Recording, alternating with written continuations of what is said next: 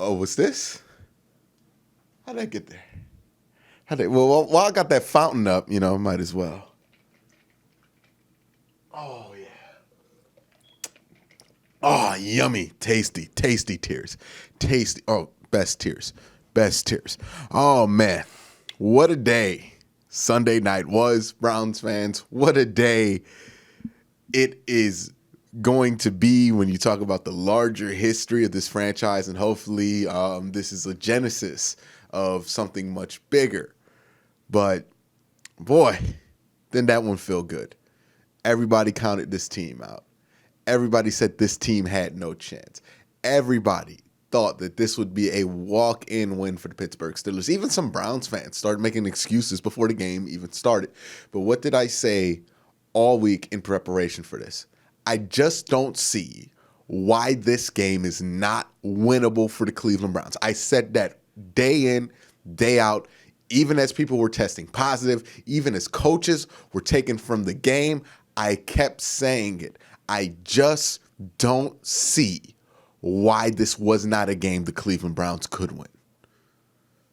And yet, we are here where the Cleveland Browns did win this game, did show up in big moments. And, for the first half of this game, just completely dominated the Pittsburgh Steelers in Heinz Field. Obviously, this is the end of a 17-game losing streak in Heinz Field, but there is much more than just that numerical losing streak, right? It is that cloud of mediocrity that has followed this franchise since it has come back in 1999 and has reigned on this team on its darkest days. I said this going into week 6 when the Browns lost that game, that it seems like every single good Browns thing dies at Heinz Field. Well, today something died at Heinz Field, but it wasn't the Browns season. It was the Pittsburgh season, and maybe that's it for that guy right there. Maybe that's the defining shot that ends his career. We don't know. And on this channel, I've learned from my mistakes. I am not going to say Ben is dead or done until he is retired. But nonetheless, as far as this season goes, he's done. He's out of here. The place that has been the boogeyman for this franchise, especially since 1999, just doesn't seem just as scary anymore, right? It's a winnable game now. We have a guy who's done it. And you know what? These things become possible when you have a franchise quarterback. But let's talk about this game. Let's talk about what is there to be excited about on the offensive and defensive side of the ball. Let's get into it. Let's break it down. Real quick before I get started with this video, I want to make sure I give a shout out to my Dog Check tier Patreon members. And as always, I start with Michael Matique, Greg Ealer, Seth Harrison, Corporal Nick Lopez, Nick Nasty, Mandela Moore, the only Browns fan in Wisconsin, Batman, Jake Phillips, Rush Shear, Barack Kumar, John Alver, Masayua, Budza Roland, Ethan Rindauer, James Nemo, Mac House, Reeve Hertz, Justin Cole, Philip Wilcoxon, Marie Vivert, Timothy McClure, Keith Anderson, Joshua Still, Sean Barron, Gagos Pisano, Dom Gazzulo, Ian Whitaker, Colin 216, Anthony Latham, Christian, Matt Bond, Dave Strong, Michael Stone, Soul Train, Charles Work, Dan in West Texas, Billy, Michael Holdenack, Jared Austin, Dylon W, Josh Bendor, Dylan Hell, Andrew Sadejo, David Maldonado, Chad Gimme, Rex Kaufman, Edrin Hall, James McGinley, Brody Cook, Moose Gentry, Patrick F, Austin Z, Mark Burnett II, Andre Griffin, Otis Wolf, IT Rex, Austin Bolin, Jesus Serrano, Joshua Paulus, Chris Fawns, Pick Down Browns Backers, Mark Kahn, Max Al Dojo, Beerman 069, SSJ Swift, Andrew Hirsch, Feeling Dangerous 113, Dave Mike May, John Cummings, Robert Jermaine, Cleveland BCI, Anthony O, Bobo Regretti, Stuart Moore, TJ Showman on cue, Mark M, Jalil Salim Sr., Martha Crusnut, Joe Bobby, Sean McGinty, Carlos Moreno, Musty Taco, Frankie B and Matt the Aggie, Mud Duck, Brad Calbo, Keith Gurkak, Ryan T, Jonathan Fredericks, CK, Eric Green, Joseph Stevens, and Water Bear Marketing. All right, so there is just a ton to talk about when you talk about breaking down this game and what happened on Sunday Night Football. The cliff notes of it is that the defense, they came up in big moments. The offense came up in big moments, started fast, capitalized on some of these turnovers. It's kind of been the story of this Cleveland Browns team. Overcoming adversity, capitalizing on opportunities, and getting the most out of what you got. That's what this Browns team has been all year. It's what they continue to be in the playoffs. And for the Pittsburgh Steelers, it's more or less the same of what they have been for the second half of this year. This is a Pittsburgh team that is routinely disappointed in prime time at the second half of this season. You look at the Buffalo game, you look at the Washington game, you look at the Baltimore game, you look at the game against Cincinnati on Monday Night Football. All national TV games, all times where they did not perform up to spec. This is what that Steeler team was. This is who they are in the second half of this season. And it's not just this season. You can go back to last year where they had another collapse in December. They need to beat the Jets and the backups for Baltimore to get into the playoffs. They lost both of those games. This is starting to become a trend of who this Pittsburgh Steelers team is, and this is definitely who they were at the end of the season. The team that had won one of their last four, played 2 good quarters in the last 5 weeks, and had the audacity to think that the Browns was going to be a layup. It was ridiculous. But let's talk about the defensive side of the ball and who stepped up and what needs to improve. So defensively, we've known all year that this team has holes defensively that need to be fixed. But what they can do to make up for it at times is be opportunistic. They did this against Dallas. They did this against the Washington football team, Philadelphia, countless other games where, they might not have been playing sharply, but they were being very, very opportunistic in moments, which turned into a ton of turnovers, which is what they did here. Players that I think individually had some strong performances. MJ Stewart, get the guy credit. Off the practice squad, he has been picked on for like 4 straight weeks since he's had to be elevated because of injuries and protocol and all that. He chose the right time to have his best game of his career. Good for MJ Stewart, and I hope this is something that sticks with him. Sione Takitaki got the pick, had a pivotal role in this game defensively. I thought he played well. Porter Gustin, another guy who filled in well, got that amazing interception. And Terrence Mitchell was somebody I also want to give a nod to because he was tasked with guarding Deontay Johnson. He did a very solid job of doing that. I didn't see Terrence Mitchell get beat once this game, or maybe I wasn't paying attention when he did get beat, but I didn't see Terrence Mitchell get beat. You got to give credit to him, and hopefully the ideal is once you have him and Denzel Ward back with Kevin Johnson, the secondary can be much better, and they're going to have to be much better against Kansas City. That's no doubt about it. Robert Jackson, he struggled a little bit, but I'm not down on Robert Jackson. I thought that he struggled because he was getting picked on, and, Chase Claypool, that's a rough matchup for a guy like Robert Jackson. But I do think there is a role for him on this team against certain types of receivers because he's not necessarily getting beat so bad that you think that he can't cover anybody in the NFL. He's just getting beat by somebody who's just physically bigger, stronger, and faster than him, and I don't think there are that many people. So Robert Jackson did struggle, but I do think there is a role for him if you need him to step up in a limited role. No, you're not going to want him to cover Tyreek Hill. But I think he could do a good enough job against like a Sammy Watkins or less skilled wide receiver or less talented wide receiver than like a Tyreek Hill. He's not number 1 corner, obviously. The defensive line for the first half stepped up, right? They were rotating coverages, protections towards Miles. They put like 2-3 heads on Miles. Miles is getting that all second half of this season. Miles didn't have a big day. He hasn't had a big day against Pittsburgh all year, which is bizarre. But he did not have a big day, but I felt like others were stepping up. Sheldon Richardson stepped up. Larry Ogunjobi stepped up. Even, on the other side, Porter Gustin, Adrian Claiborne, that rotation did step up for Myles Garrett, or at least take advantage of all the attention that was going towards Myles Garrett in the first half. And the second half, they kind of went away. You're going to want that to improve because next week, again, you're going to want to get more constant pressure against a team like Kansas City. But They did the job they needed to. I would have liked to see more pressure more consistently throughout the game. They had to get creative here with blitzes, send DBs, and they still weren't able to get home. But that's also because Ben doesn't hold on to the ball as much as he used to. He gets rid of it, probably one of the faster ones in the NFL to release. So again, not a perfect performance on defense. Definitely some holes, definitely some things you want to see fixed, and definitely some things you hope to see fixed with some personnel upgrades due to people getting off the list. But all in all, it's the performance you needed from this defensive group. It was a pretty ragtag group in the secondary coming into this game. Now, it got better because you did get Ronnie Harrison back. You had some limited snaps of Andrew Sadejo, but it was still, a hodgepodge group that you had to put out there, and they got the turnovers they needed. They got what they needed. Sure, they did not shut down the Steelers. Sure, you did not maintain a 28-point lead all game. But what you did was get the turnovers you needed just to win the game and put it away, which is all you can ask the defense to do when they're playing shorthanded. All right, offensively, a lot of things to get into. Nick Chubb and Kareem Hunt are so versatile and so good. I don't even count their production and try to split it up between receiving and rushing because they are so versatile. They can do both so well, and they're interchangeable in that Nick Chubb with the slip screen touchdown late in the game. Kareem Hunt was on fire to start this game,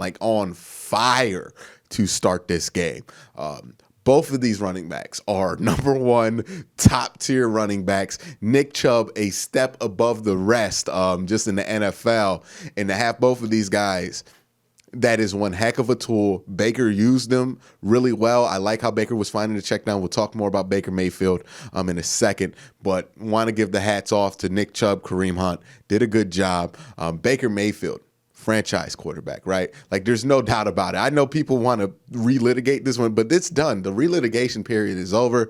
If you look at the quarterback matchups for the wild card in the AFC, it is a new generation, quite literally. In the NFC, it's quite literally a old generation playing against each other. I think in the NFC, you have Aaron Rodgers, who's an older quarterback.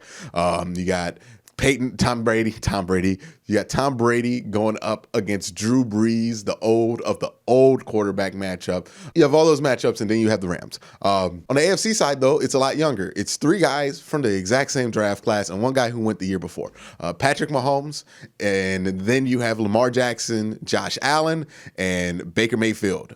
So all guys under 27, drafted in the last few years. The future is here in the AFC, and it looks like more than likely it will be in the Super Bowl no matter who gets there. A future quarterback, somebody who's deemed a future, a young under 27-year-old quarterback versus one of the old guards in the NFL. And this is a great storyline that I'm looking forward to no matter who's in there, but it's going to be interesting to see how that dynamic plays out. But Baker Mayfield is definitely proving that he belongs in that group. And not only that he belongs in that group. And look, we can have this conversation about who would you redraft first in a hypothetical situation. But let's just lay everything bare. From a first overall pick in his first 3 years, Baker Mayfield walking into this franchise, a 0-16 team, by the way, to get that first pick.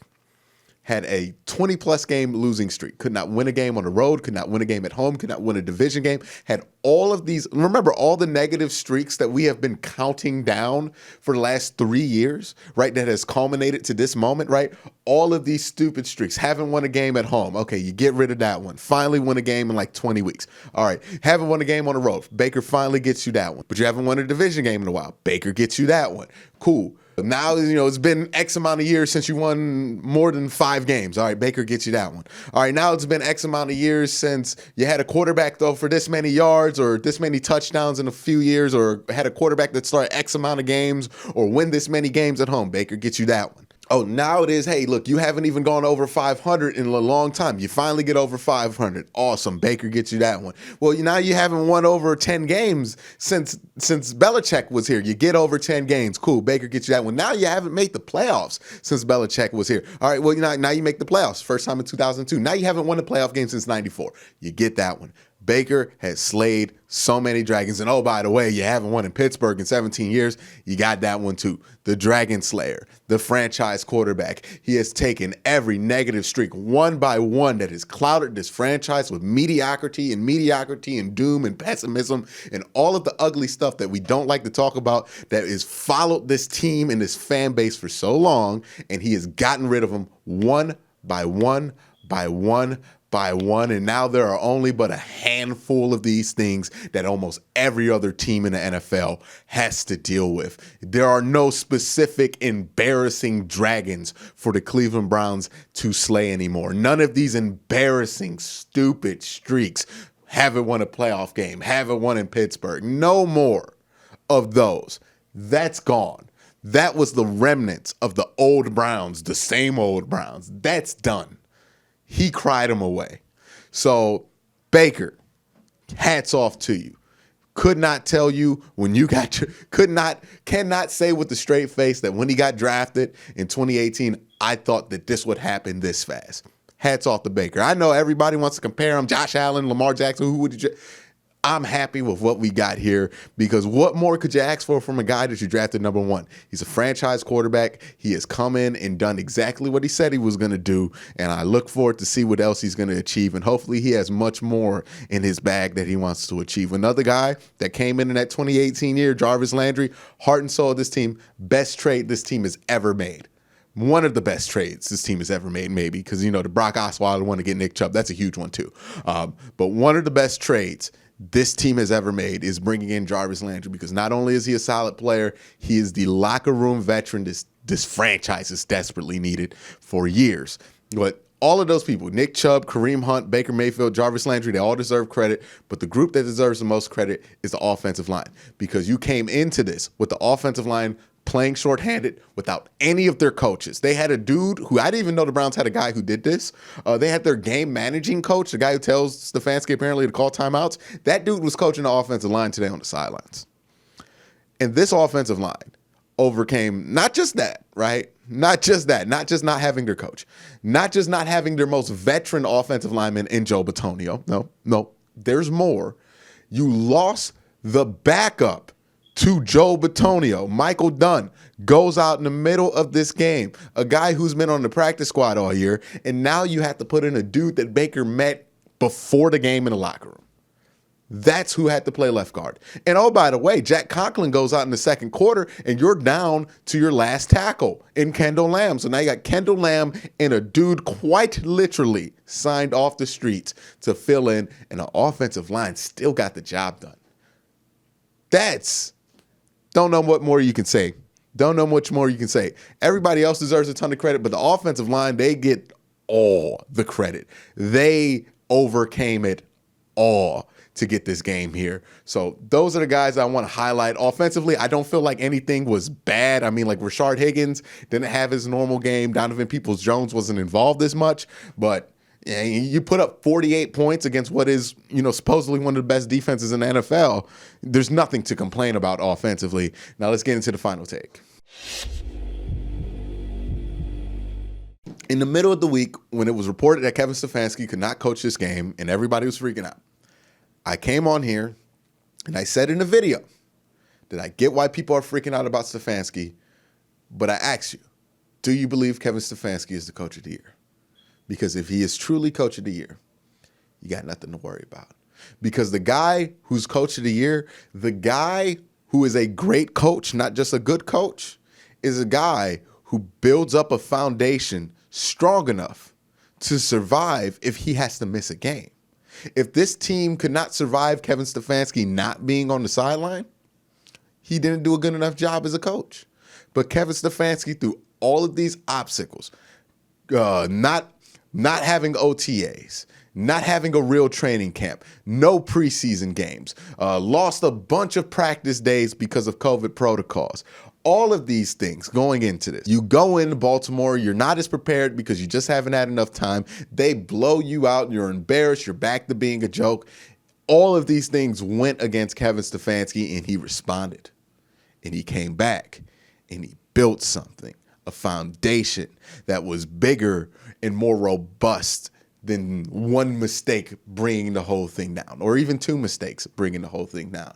This is proof that what Kevin Stefanski has built this season and what he will hopefully continue to build is a robust culture, is a robust franchise that if one thing goes wrong, it ain't really that big of a deal. We got solutions. We got protocols in place for that. And that's what that proved to me.